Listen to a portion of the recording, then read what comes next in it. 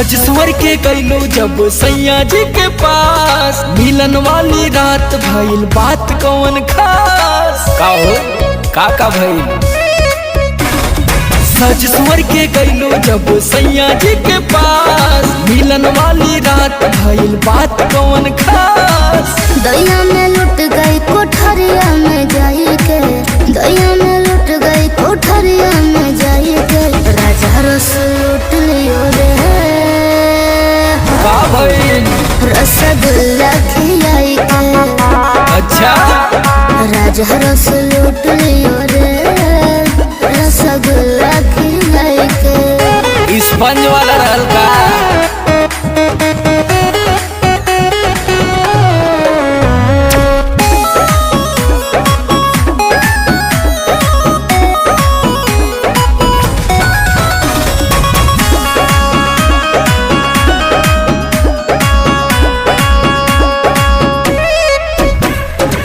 गोट गोट पी गए दूध के गिलास रे, तोहरो मीठा वाले होई पियास रे।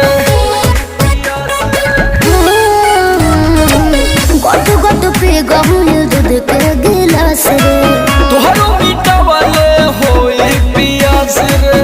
फोड़ दिया चूड़ी मेरा घुंघटा उठाई के, फोड़ दिया चूड़ी मेरा घुंघटा उठाई के, राजा रस लूट लियो रे, रसगुल्ला खिलाई के। हरे राजा रस